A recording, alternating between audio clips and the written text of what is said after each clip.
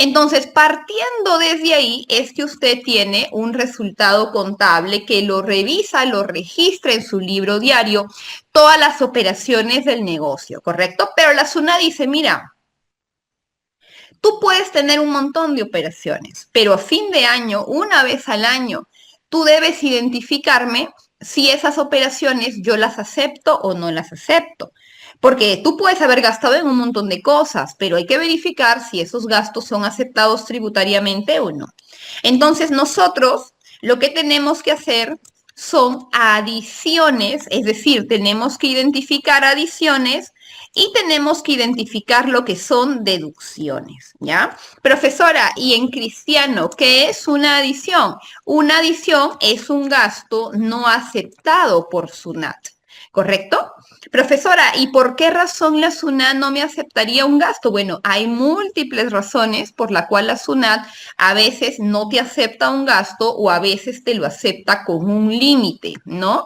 Como por ejemplo los gastos recreativos, como por ejemplo los gastos de representación, que sí te los acepta, pero hasta cierto límite. Entonces, todos los años tenemos que identificar si el negocio tiene adiciones, es decir, gastos no aceptados por SUNAT. Asimismo, hay que identificar si la empresa tiene deducciones. Y esto quiere decir una deducción puede tratarse o puede trabajarse de dos maneras, ¿no? Una deducción es un gasto que en su momento no fue aceptado porque no cumplía cierto requisito. Por ejemplo, las vacaciones eran del 2024, pero como yo no las pagué hasta el vencimiento de la DJ, es que la SUNA en el 2024 no me la aceptó. En ese momento, para mí, eso fue una adición tributaria. Pero ya este 2025 que yo las he pagado, ya en este caso será una deducción. Entonces, esa deducción es un gasto que en su momento no fue aceptado porque no cumplía con ciertas características, pero que ahora ya la SUNAT me lo acepta. Esa es una deducción, ¿no? Asimismo, las deducciones pueden ser también algo adicional que la SUNAT te ofrece, ¿no? Por ejemplo, tenemos aquellas empresas que compran activos mediante lo que es un leasing, ¿correcto?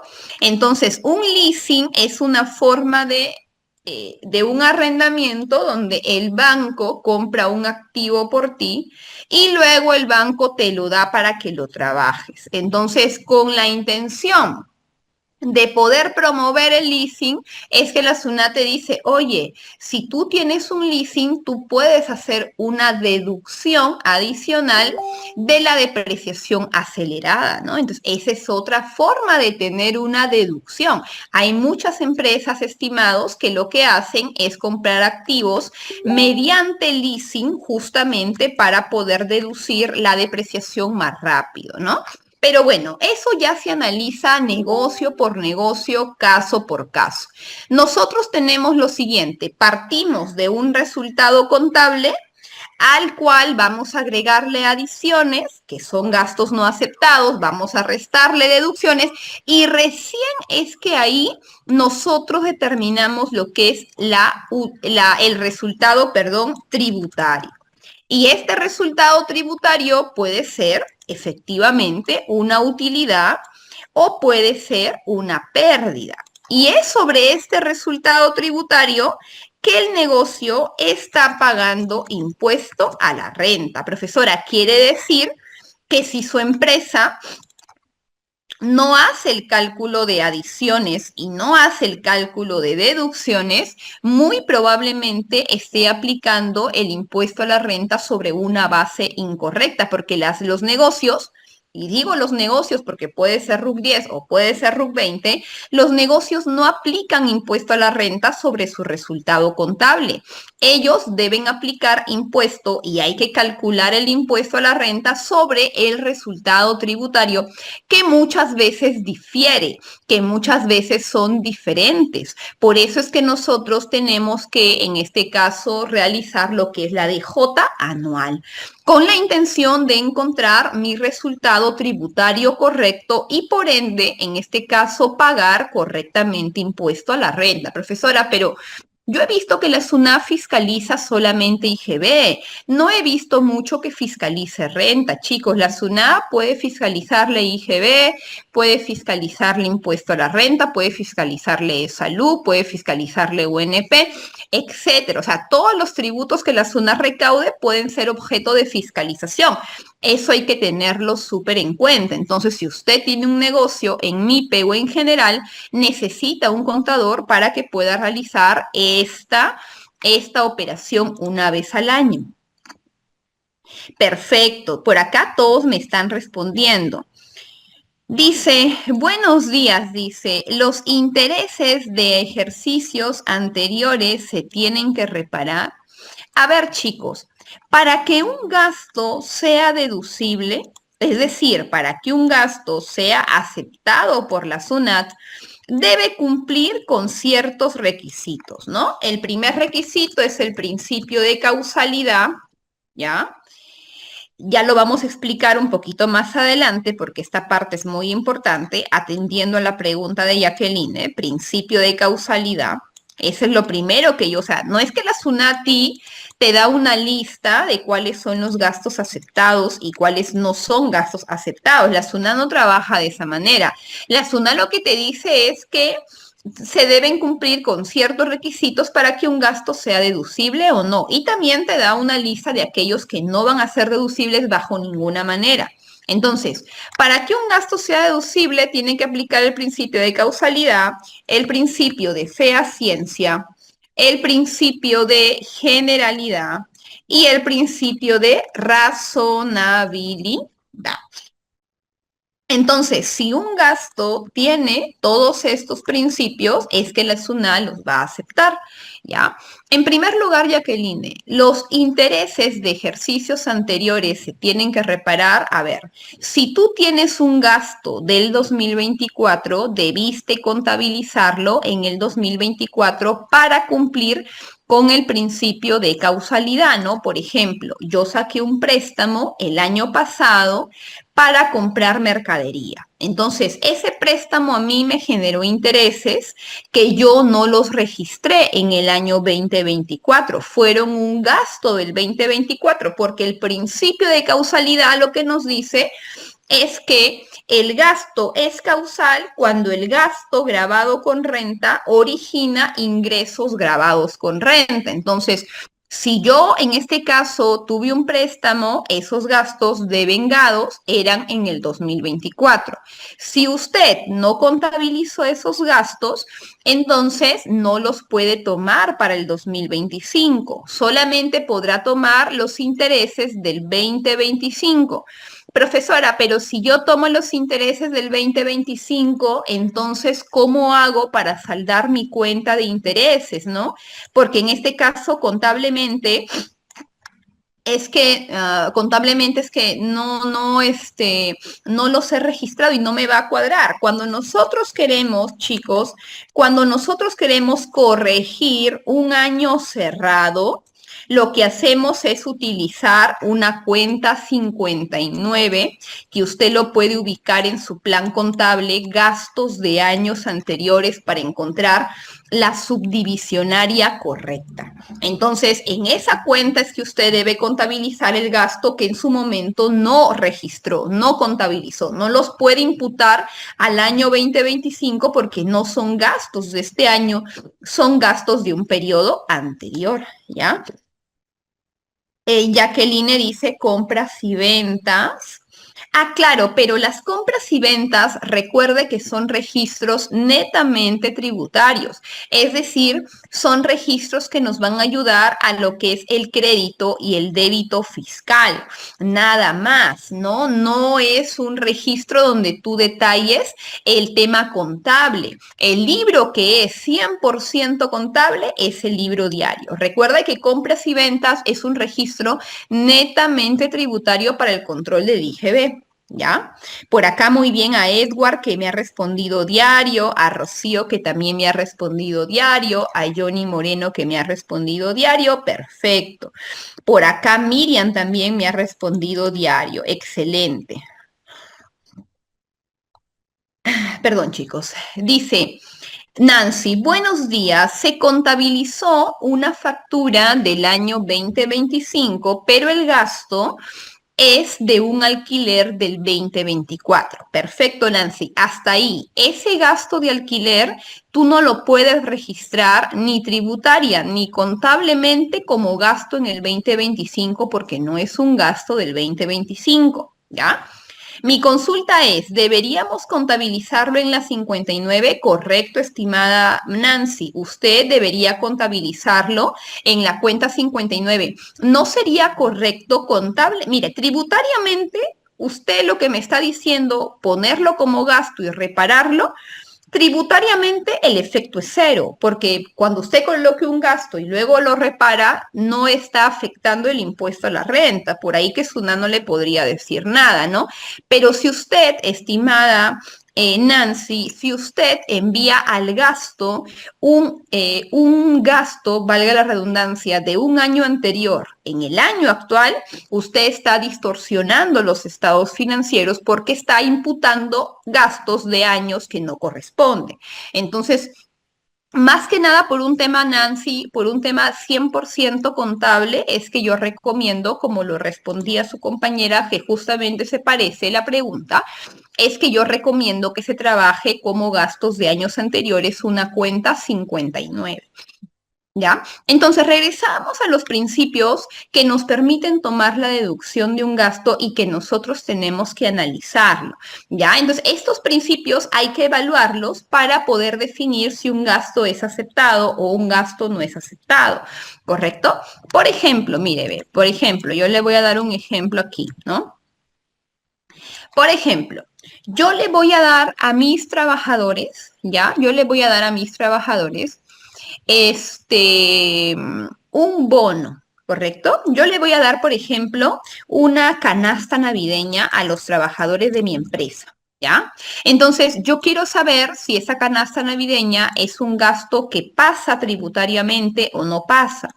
Lo primero que usted debería verificar es si cumplen con los principios. Ahora, causalidad, ya en varias RTF se ha demostrado que lo que tú le das a un trabajador cumple con el principio de causalidad, porque el trabajador pues se siente más motivado para laborar, etcétera, ¿no?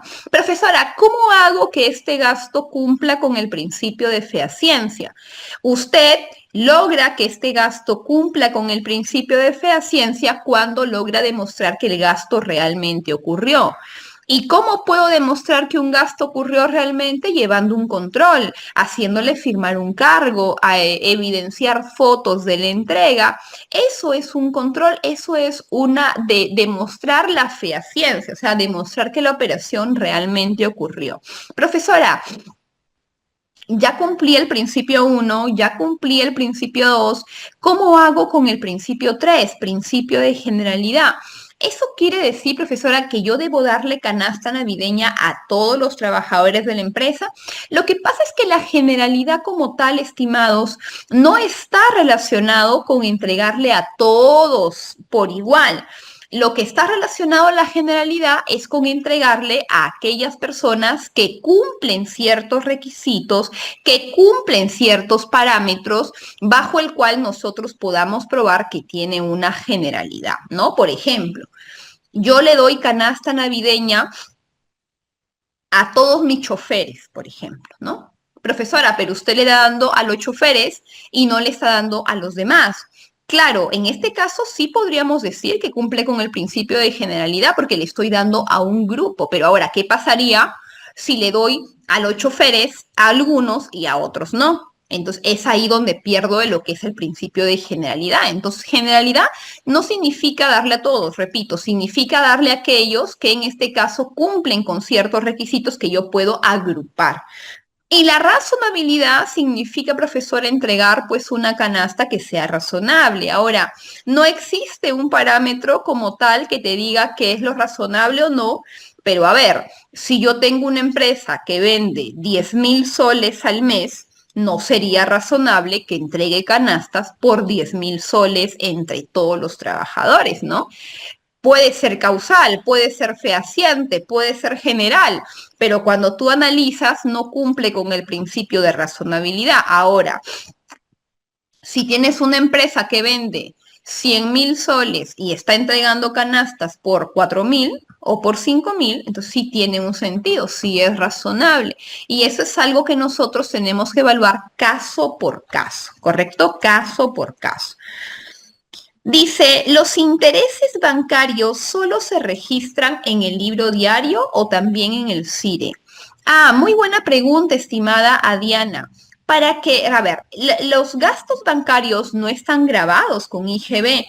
Por lo tanto, al no estar grabados con IGB, no podríamos nosotros asociar el registro en el CIRE para hacer que el gasto sea deducible.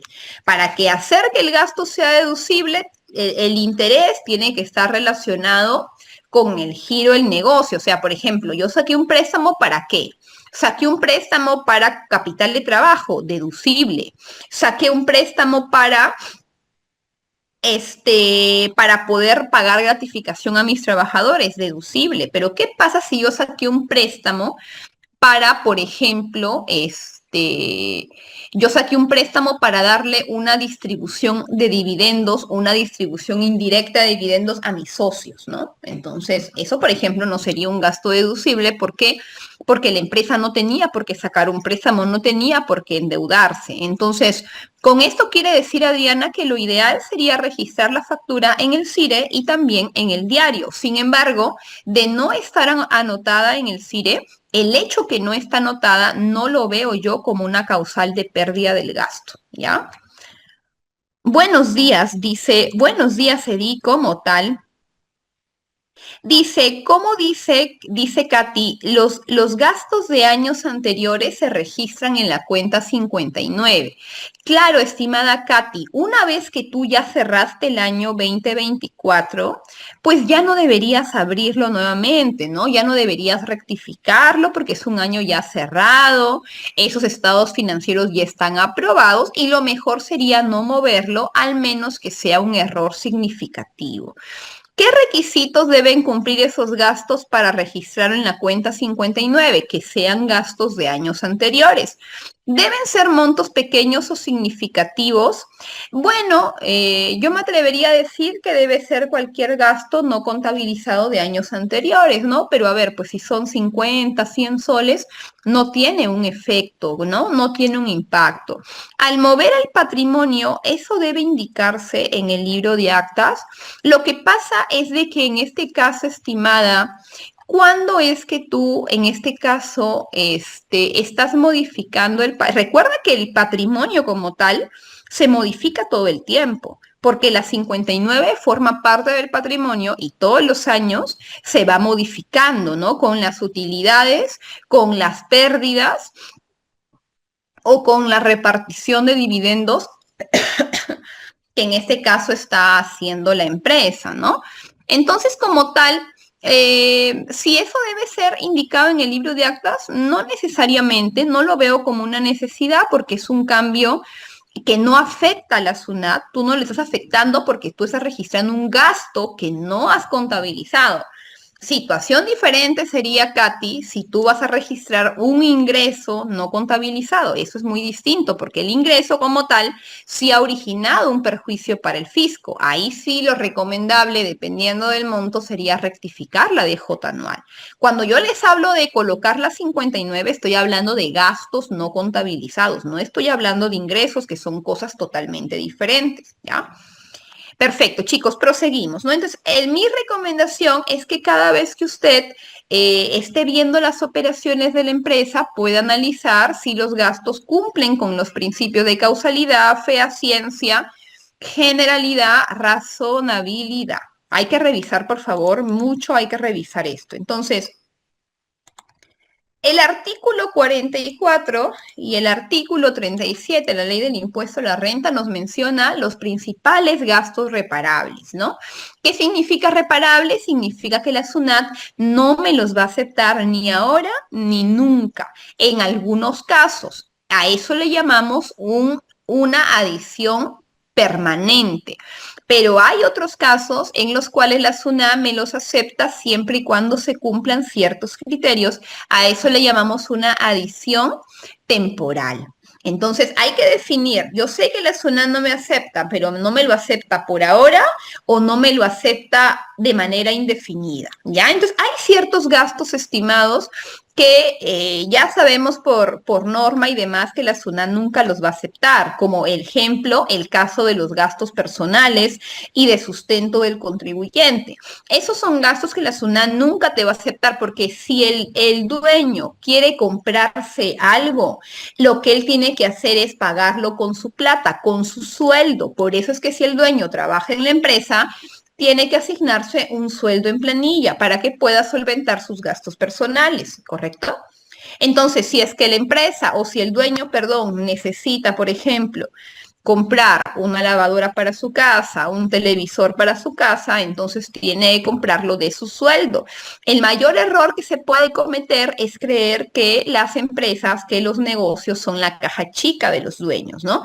Eso es lo peor que podríamos cometer porque no solamente estamos afectando a nivel tributario, sino que luego nos andamos quejando que la empresa no me da, que la empresa no saco yo una utilidad, cuando eso no es del todo cierto, ¿ya? Ahora, multas, recargos, intereses, en general, las sanciones aplicadas en el sector público nacional. Profesora, por ejemplo, la SUNAT me multó porque no hice mi declaración jurada a tiempo, me multó porque en este caso declaré datos falsos. Hay muchas razones por la cual a SUNAT usted lo puede multar. Entonces, esa multa es un gasto no aceptado por la SUNAT. No solamente multas de SUNAT. A ver, quiero que el público por aquí comparta conmigo y me comente aquí en el chat qué otras entidades pueden multar a un negocio. Aparte de la SUNAT, ¿de dónde más nosotros podríamos recibir una multa? ¿De dónde más podríamos nosotros recibir una sanción? A ver qué me dice el público aquí en el chat, porque estoy segura que ustedes también me van a dar buenos ejemplos, ¿no? Claro, puede ser que a la la municipalidad me multe porque no cumplo con el tema de Indecop, porque no cumplo, perdón, con el tema de las señaléticas, de los extintores, de las señales de humo. Me puede multar si hacen una inspección. ¿Quién más me puede multar? Como dice José Gerí, el Indecopi, ¿no? El Indecopi me puede multar porque en este caso yo quizás no tengo mi libro de reclamaciones o yo quizás ofrezco algo que no puedo cumplir y engaño a mi cliente. Por esa razón también el Indecopi puede multar, ¿no? ¿Quién más puede multar? Como dice Jacqueline, como dice Rosa, la SUNAFIL, ¿no? La SUNAFIL es una entidad del Estado que nos puede llegar a multar en la medida que nosotros cometamos una infracción, por ejemplo, que no tengamos un sistema de seguridad salud del trabajo, que no contratemos el seguro vida ley, que por ejemplo no coloquemos a los trabajadores en planilla. Demás, son infracciones que la SUNAFIL multa en base al número de trabajadores afectados y en base al régimen laboral en el que nos encontremos. Y esas multas, por ejemplo, no serían deducibles porque la propia norma las excluye. ¿Correcto? Muy bien. Perfecto, muy bien, muy bien. Dice Katia, Ministerio de Transportes. Claro, puede ser que los policías, por ejemplo, te puedan multar colocándote una papeleta por haberte estacionado mal, ¿no? Puede ser que la Sutran, si eres una empresa de transportes, te multe, en este caso, ¿no? Por haber excedido límites de velocidad, por, en este caso, no tener una inspección técnica, etcétera, ¿no? Perfecto. Dice la Contraloría. Bueno, pero en este caso la Contraloría es una entidad del sector público que evalúa justamente a entidades del sector público como tal, que manejan un presupuesto del Estado, ¿no? Entonces, ese tipo de multas, por ejemplo, tú las registras contablemente. Tienes que anotarlas en tu contabilidad porque es un gasto contable. pero fin de año tú tienes que adicionarlas porque esas multas no van a ser válidas tributariamente. ¿Y qué significa adicionar? Significa sumar, significa que ese gasto no me va a permitir pagar menos impuesto a la renta, ¿no? Ese es un castigo para mí como contribuyente. Luego me dice por acá las donaciones, profesora. En la entidad, la empresa donde estoy yo quiere hacer donaciones. Puede hacerlo. Chicos, por regla general, las donaciones son gastos no aceptados tributariamente. Esa es la regla general, que las donaciones la SUNAT me dice, hasta aquí nada más, conmigo no es, tú puedes donar, pero eso para mí es un acto de liberalidad y yo no te lo acepto tributariamente. Sin embargo, regla general es que no es un gasto aceptado. Sin embargo, hay una excepción que le encontramos en el inciso X del artículo 37 de la Ley del Impuesto a la Renta, donde nos menciona que sí podríamos entregar donaciones a entidades que sean entidades perceptoras de donaciones y que estén autorizadas por la SUNAT para justamente recibir donaciones. Entonces, por ejemplo, si tú le donas a la asociación que está en la esquina de tu casa, que no está inscrita, que no tiene número de RUC, que no tiene una formalidad, te aseguro que esa donación es 100% reparable. Sin embargo, si tú le donas a una ONG que está inscrita en el padrón de entidades perceptora de donaciones, que en este caso levantan un acta para demostrar que sí se hizo la donación, tienes la bancarización de la donación, tienes un certificado de donaciones, entonces ese gasto sí será deducible, como ya lo vamos a ver en la clase, siempre y cuando respeten el límite máximo, porque las donaciones como tal, bien hechas, también tienen un límite que respetar. Entonces, eso es en líneas generales respecto a lo que son las donaciones y cualquier otro acto de liberalidad. Ahora, lo peor que tú puedes hacer como empresario, lo peor que tú puedes hacer como negocio es vender formal y comprar formal, informal. Ese es el peor negocio, que tú seas formal y que tú compres de forma informal para ahorrar costos. Porque cada vez que tú compras sin un comprobante de pago válido, estás perdiendo gasto para tu empresa y por lo tanto vas a pagar más impuesto a la renta.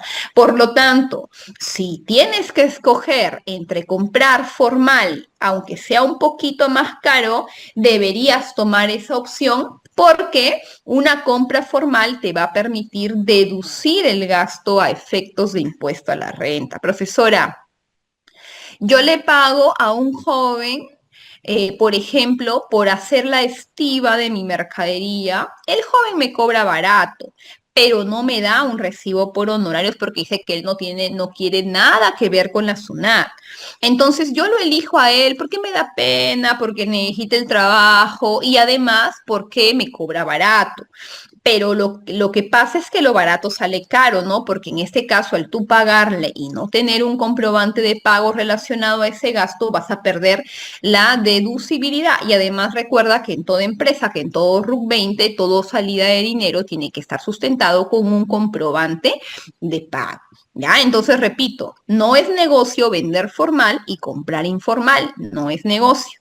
Ahora, otro gasto que la SUNAT no te acepta son los gastos que están sustentados en comprobantes de pago emitido por proveedores que están de baja o que están como, en este caso, no habidos, ¿no? Otra vez, tienes que comprarla a proveedores formales. Hoy en día, ya casi todos los software contables justamente nos permiten evidenciar si un proveedor es formal o no es formal y en este caso sí está como habido y está como activo. Si no tiene un sistema contable, entonces puede visualizarlo en la consulta RUC. ¿Ya? Entonces, estos son algunos de los principales reparos tributarios, pero hay otros también los cuales quiero tocar brevemente antes de poder seguir respondiendo sus preguntas. Dice, ¿qué pasaría con los sujetos sin capacidad operativa? Claro, o sea, nosotros básicamente tenemos a proveedores que están no habidos y que están inactivos y por otro lado podemos tener a proveedores que estando activos han sido calificados por SUNAT como sujetos sin capacidad operativa. Quiere decir que la SUNAT todavía, chicos, eso es un tramo de largo aliento porque hasta el momento realmente son pocas las empresas que han sido descubiertas por SUNAT, que ellos ya como SUNAT han demostrado que la empresa no tiene la capacidad de realizar operaciones y que por lo tanto son empresas fantasmas. Entonces, cuando, por ejemplo, a mí me preguntan, profesora, ¿y debemos comprar factura? El IGB está volando, la renta está volando. No las compre, primero porque es un delito y segundo porque es una operación altamente detectable. Altamente detectable, vuelvo a decir, vuelvo a repetir. Entonces, en este caso, así como le venden a usted, le aseguro que le venden a un montón de contribuyentes y esa es la razón por la cual caen los proveedores, porque son demasiado evidentes. Entonces, no lo haga, repito, porque es un delito tributario, ¿ya? Ahora, hay ciertos gastos que yo les mencionaba que son gastos que son válidos, pero que tienen límites, ¿no? Como por ejemplo los gastos recreativos o, por ejemplo, los gastos de representación. Profesora, quiero hacer una fiesta por 1 de mayo. ¿Puedo hacerla? Puede hacerlo siempre y cuando respete el límite de los ingresos, 0,5% de los ingresos. Profesora, quiero entregar regalos, mochilas a mis principales clientes. ¿Puede hacerlo? Puede hacerlo, pero respete el límite establecido. Entonces, en la medida que usted lo respete, va a ser un gasto deducible. Ahora, todo lo que son, chicos, rentas de segunda, cuarta y quinta, tienen que haber sido canceladas para que se deduzcan. Por ejemplo, profesora, yo declaré la gratificación del 2024, pero hasta la fecha no la he pagado. Si usted no la ha pagado, ese no es un gasto deducible, es una adición temporal que luego cuando lo pague ya para usted se va a convertir en un gasto aceptado. Entonces recuerde, si usted paga recibos por honorarios, si usted paga trabajadores en planilla, si usted paga intereses, si usted paga regalías, ¿no? Ese gasto para que sea válido tiene que haber cumplido con cancelar, ¿ya? Dice por acá, una persona natural con negocio se puede poner en planilla como conductor. Claro, se puede poner en planilla, estimada Vivian, pero debe recordar que cuando son conductores, o sea, cuando ellos mismos son los dueños del negocio, tiene que haber siempre una persona más, o sea, no puede estar solo en la planilla, ¿ya? Dice, una consulta, las facturas de no domiciliados, ¿cuáles son los requisitos para deducir el gasto? Muy buena pregunta, user. A ver, respecto a los no domiciliados, usted puede tener o puede haber comprado dos cosas. Puede haber comprado productos o puede haber adquirido servicios. En este caso, lo disgrego o en este caso lo separo porque son cosas totalmente diferentes. Por ejemplo, profesora, yo voy a importar tela porque yo soy una empresa textil. Entonces, en este caso, yo importo la tela porque me sale más barata. Entonces, ¿qué es lo que tengo que hacer para que ese gasto sea válido o ese costo sea válido? Primero, revisar el principio de causalidad, fehaciencia, razonabilidad, generalidad. Ahora, la tela cumple con el principio de causalidad porque yo le estoy trayendo, en este caso, para poder vender, ¿cierto? Cumple con el principio de fehaciencia porque tengo la DAM, porque tengo el invoice, porque tengo la bancarización a mi proveedor, porque he nacionalizado el producto y tengo el pago del IGB. Entonces, mientras tenga esos requisitos, es de que en este caso podríamos hacer que el gasto sea deducible. En este caso, la tela no sería un gasto, sino sería un costo y va a impactar en el impuesto a la renta en la medida que esa tela la podamos vender ya como un producto terminado, ¿no? Eso respecto a la compra de mercadería, por ejemplo. Pero ¿qué pasaría, user, si tú no adquieres productos de no domiciliados, sino tú lo que haces es la utilización de un servicio, ¿no? Por ejemplo, eres una empresa de consultoría. Y para poder prestar el servicio, contratas a un brasileño que es especialista en un tema en específico para que pueda brindarle, por ejemplo, una capacitación in-house a tu cliente, ¿no? Entonces, ese gasto será válido. También depende si cumple con el principio de causalidad, fehaciencia, generalidad y razonabilidad, además de los otros requisitos propios, en este caso del gasto de no domiciliado, ¿no? Entonces, profesora, yo me dedico a prestar servicios y para eso necesito la contratación de este brasileño. Por lo tanto, ese gasto me va a generar ingresos grabados con renta, por lo tanto, es un gasto deducible. Sin embargo, tengo que demostrar que la capacitación realmente se dio, correos, contratos, diapositivas, informes y todas las otras pruebas que a mí me demuestren que en este caso el servicio realmente sí ocurrió y que no fue una pantalla, ¿no? Ahora, ¿qué más necesito? Yo necesito haber realizado lo que es la retención del no domiciliado, necesito haberlo declarado porque en la utilización de servicios, el bill como tal, tenemos que registrarlo en el registro de compras no domiciliado y haber realizado todo ese procedimiento para que un gasto sea válido. Ahora, yo puedo haber realizado la retención, puedo haber pagado el IGB, o sea, puedo haber hecho todo ese trámite, pero, por ejemplo, si no logro demostrar que es un gasto fehaciente, lo pierdo. ¿Ya? Entonces, son muchos requisitos, en realidad son muchos, y por ahí he estado viendo, ¿no, profesora? Pero ya la SUNAT nos pide demasiada documentación. Por ese lado yo le doy la razón, porque ya a veces son demasiado estrictos con ese tema, pero bueno, finalmente ellos son la administración tributaria y ellos deciden en este caso, la documentación que nos van a solicitar, ¿ya? Ahora, otro tema que se me consulta mucho es el tema, profesora, de la planilla de movilidad, ¿no? Porque hay trabajadores que en este caso tienen que trasladarse, tienen que movilizarse, pero los taxis no les dan un comprobante de pago. Entonces, ¿cómo yo hago para poder sustentar ese monto diario que yo le voy brindando, que no exceda el 4% de la remuneración mínima vital? Entonces, para eso, tú tienes que generar una movilidad, una planilla de movilidad, para poder sustentar gastos de aquellos trabajadores que, por ejemplo, van al banco, van a hacer compras, van a la SUNAT, etcétera, van a hacer diligencias, se requiere sustentarlo con una planilla de movilidad, siempre y cuando el trabajador esté en planilla, porque si no está en planilla no puede pasar ese gasto. Y chicos, estoy leyendo por acá alguna de sus preguntas. Dice, ¿la SUNAFIL te puede multar por no tener ingresos y salidas? Claro, te puede multar por no tener un control de asistencia. Es correcto, estimada Diana, porque tener un control de asistencia es obligatorio, ¿ya?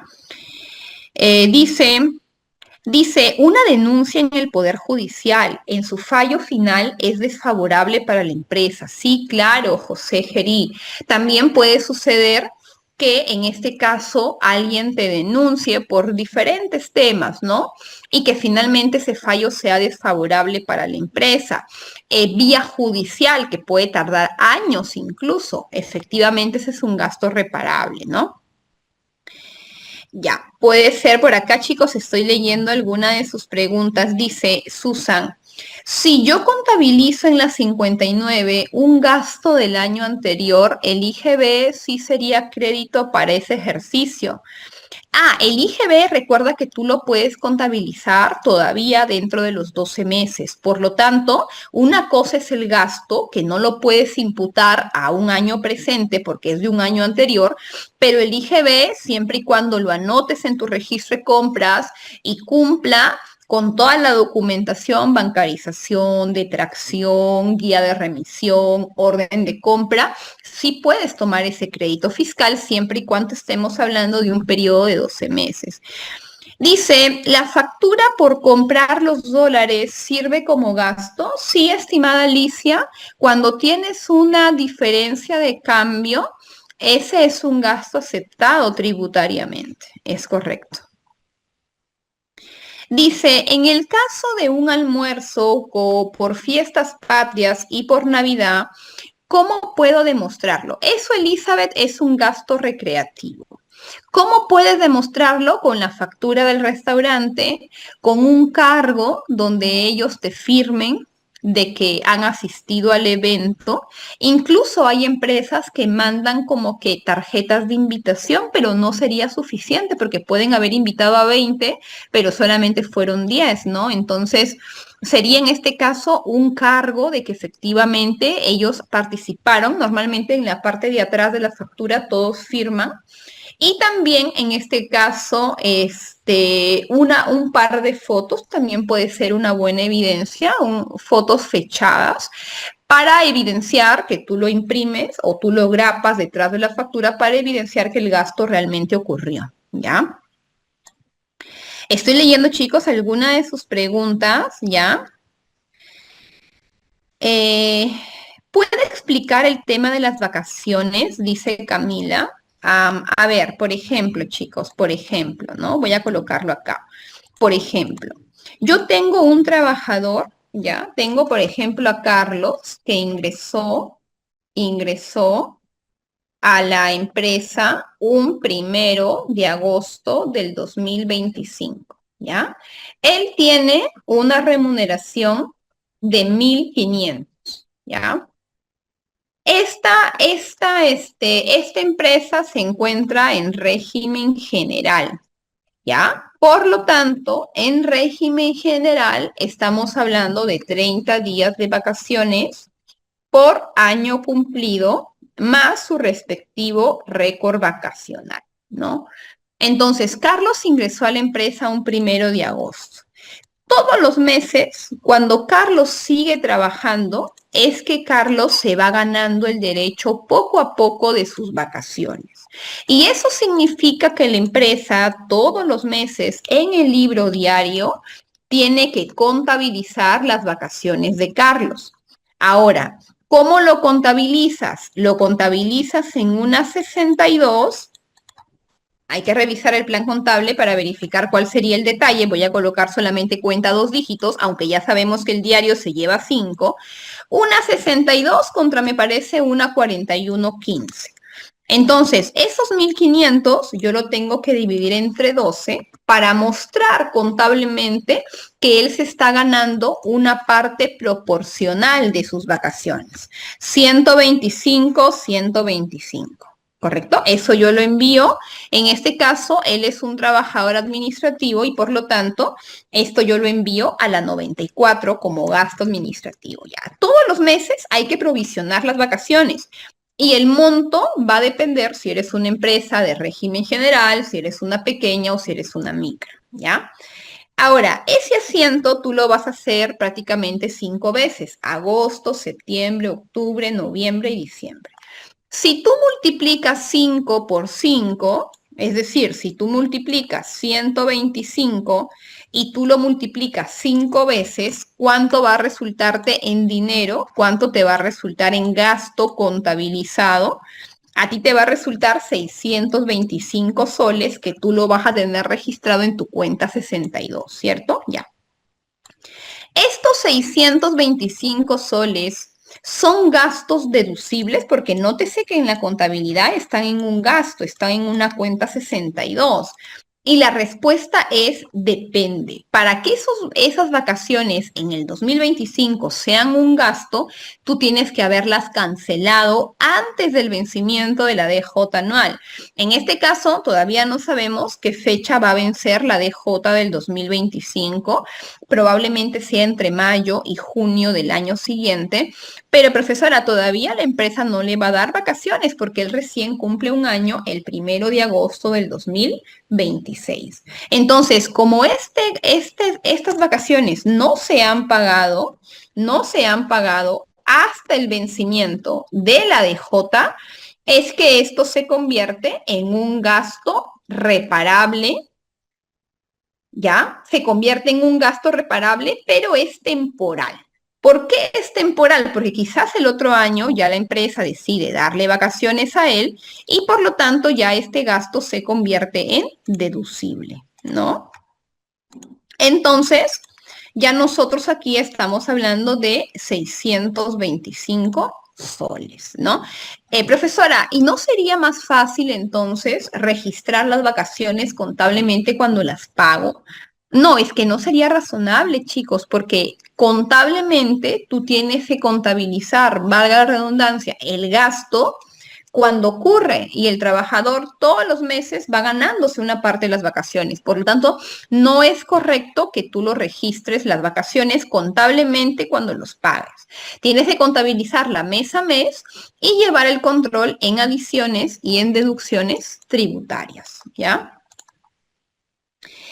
Ya, todos los meses SUNAT tiene un nuevo listado. Sí, está en eso. La SUNAT está tratando de identificar de manera un poco más rápida cuáles son los sujetos sin capacidad operativa, ¿ya? Los gastos de movilidad del personal depende, Denis. Si los gastos del personal son para hacer operaciones, para ir al banco, para ir a comprar, lo puedes pasar como una planilla de movilidad. Cosa diferente sería si tú vas a dar una movilidad para asistir a trabajar. Eso sería diferente porque eso tiene que estar en la boleta de pago. Entonces va a depender por qué razón tú le estás reconociendo al trabajador una movilidad, ¿ya? Dice, buenos días. En el caso de un contrato de un leasing, ok, se firmó por 3 años, excelente. Solamente se depreció por 2 años, 2019 y 2020. Pero en el 2021 no se depreció por la paralización de la obra y por problemas de la empresa. En este caso, ¿cómo se reflejaría en el balance dicha depreciación? Ah, muy buena pregunta, estimado Denis, ¿ya? En este caso, recordemos que la depreciación es un desgaste por uso o por obsolescencia. Incluso, estimado, el mismo problema nosotros tuvimos en pandemia, ¿no? Porque se nos pasó por la mente qué pasaría con el tema de la depreciación en la medida que los vehículos, que los activos entre comillas, no estaban funcionando. No sé si el caso le parece conocido, pero lo mismo sería para una empresa de pandemia, ¿no? Que quizás estuvo paralizada algunos cuantos meses porque no podía realizar actividad. La pregunta es, ¿el hecho que la obra se paralice y que se tenga problemas en la empresa a nosotros nos impide utilizar la depreciación? ¿No? Esa es una excelente pregunta. Hay que revisar ahí, Denis, algunas RTF sobre ello, porque recuerdo haberme hecho la misma pregunta en su momento cuando estábamos viendo el tema de el COVID. Y hay que revisar si efectivamente la depreciación podría pasarse de manera tributaria o no.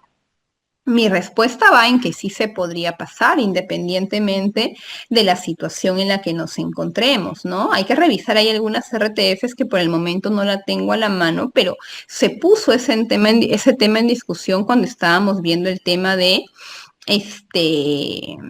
del COVID, por ejemplo, ¿no? Ya, a ver, dice, una consulta en una obra, el pago de la planilla de trabajadores también se tiene que sustentar. Yo pregunto porque en ninguno está registrado en la planilla, solo se maneja la planilla de acuerdo a ley, solo se maneja una planilla simple. Para que tú puedas pasar user el gasto de planilla, tienes que declararlo en la PLAME, formulario virtual 601. Tienes que dejar, o sea, tú puedes tener un Excel, una hoja de trabajo para calcular tu planilla, pero tienes que darle de alta en el de registro y tienes que anotarlo en tu planilla de manera mensual para que ese gasto sea deducible. Muy aparte que tienes que demostrar que efectivamente tú pagaste esos sueldos, ¿ya? Dice por acá, el gasto del almuerzo por Navidad es 100% gasto, es cierto, es 100% IGB.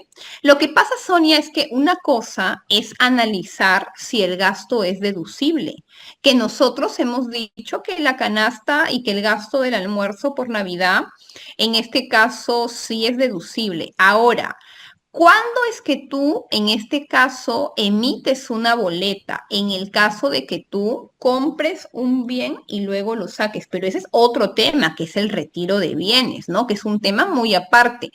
Entonces, en este caso, si tú entregas canasta de Navidad, cuando tú compras el panetón, el chocolate, el aceite, etcétera, lo compras con factura y tomas el crédito fiscal de esa operación, ¿correcto? Pero cuando tú, en este caso, ya se lo vas a entregar al trabajador, al ser un retiro de bienes, tienes que emitir una boleta por retiro de bienes, y por lo tanto, esa operación por la cual tú estás retirando va a estar grabada con IGB, ¿ya? Entonces, el retiro de bienes es una cosa diferente a lo que estamos hablando ahora, que es el tema de la deducibilidad del gasto, ¿ya? Dice, la provisión la pongo en la 48.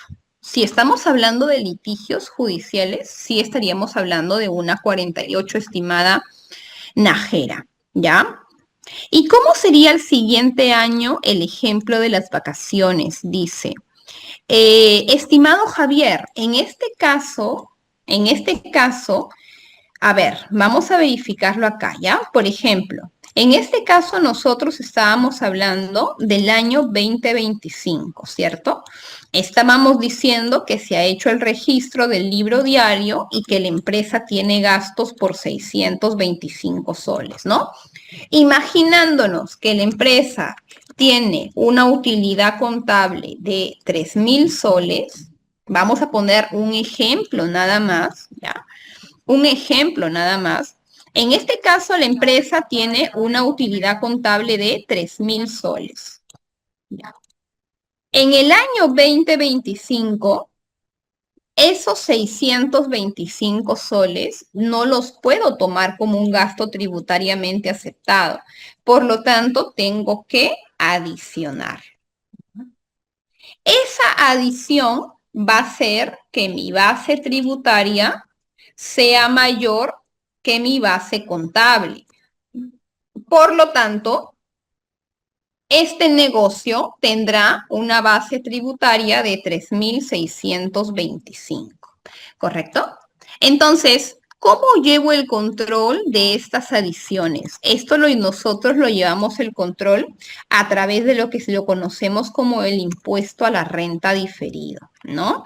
Entonces, esta adición de 625, chicos, que en este caso para términos prácticos, lo voy a multiplicar por la tasa fija, que es 29,5, ¿ya?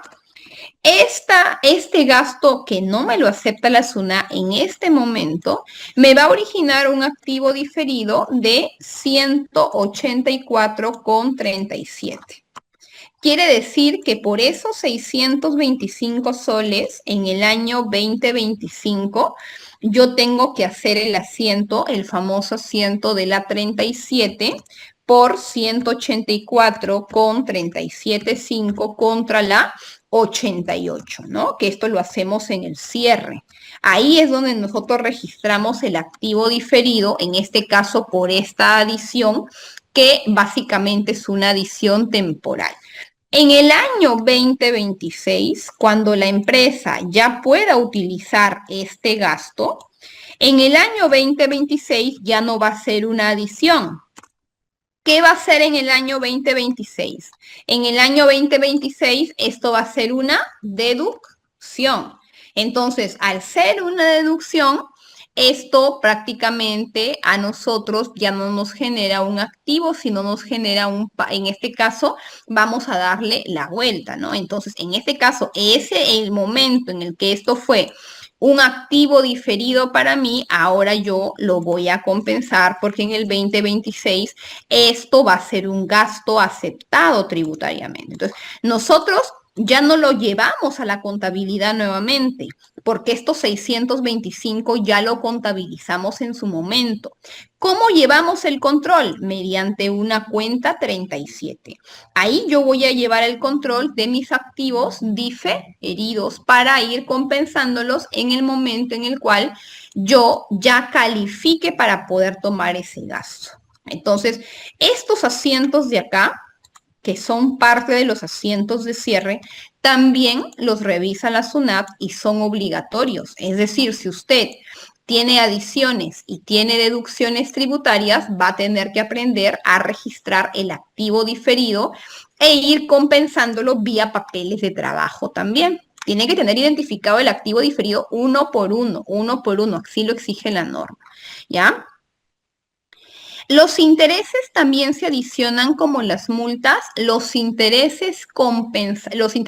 moratorios se adicionan como las multas. Por ejemplo, si tú tenías que pagar IGB, te demoraste una semana y te han cobrado 20 soles de intereses, ese interés tú lo registras en tu contabilidad, que yo lo que hago para llevar un control de mis gastos reparables, yo lo que hago es, creo a un proveedor que se llame Reparables, yo lo creo para poder llevar un control de mis gastos y fin de año solamente saco el reporte.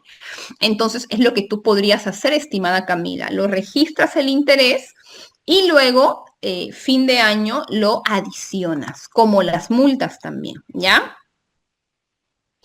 Claro, mientras no esté declarado en la planilla user, no es un gasto deducible. Tiene que estar declarado en la planilla. Los adelantos de utilidades a los trabajadores en noviembre de 2025, dice César, ¿están afectos a renta quinta? Estimado César, recordemos que la renta de quinta y la renta de cuarta son calificados bajo el criterio del percibido. Entonces, ¿cuándo para los trabajadores esa utilidad será afecta rente quinta? Cuando la perciban. Entonces, si usted está dándoles el dinero, tiene que declararlo en la columna del percibido o del pagado en la plana y por lo tanto se afecta a rente quinta categoría porque ellos lo están percibiendo. Ya, el valor de la canasta lo consigno en la boleta. Claro, el valor de la canasta usted lo consigna en su boleta de pago, pero tiene que elegir, pues, cómo toma el gasto. ¿Lo toma por la planilla o lo toma por la factura propiamente dicha del registro de compras que desemboca en un asiento del libro diario? ¿Ya? Una persona natural, que en este caso es un agente inmobiliario, ya es un RUC 10, puede deducir los gastos de salud, dice María. Lo que pasa, María, es que ahí sí va a estar un poco complicado, ¿no? Porque bajo la misma premisa, tú también dirías que una persona jurídica necesita que sus trabajadores estén saludables para, en este caso, poder prestar su servicio, para poder trabajar.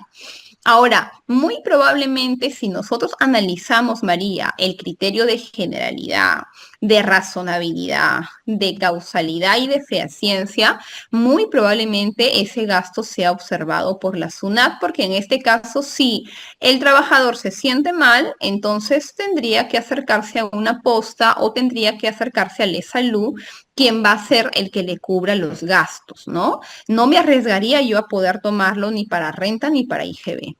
¿Ya? Perfecto. Entonces, hemos hecho, estimados, me he pasado un poquito de la hora, hemos hecho un resumen acerca de las adiciones y las deducciones tributarias más importantes y más reiterativas. Por acá pregunta, hay varias preguntas, chicos, he respondido, pero voy a responder una última. Dice, ¿la diferencia de tipo de cambio por el pago en moneda nacional a una factura emitida en el extranjero es deducible? Es deducible, Judith, en la medida que el gasto, o sea, que la factura como tal también sea deducible. Entonces, si tú tienes diferencia de cambio al momento de pagar, ¿no? Esa diferencia lo registramos en una cuenta 67, diferencia de cambio, y ese es un gasto perfectamente deducible, repito, en la medida que la factura que tú tengas también sea deducible, ¿no? Que haya una relación entre las partes.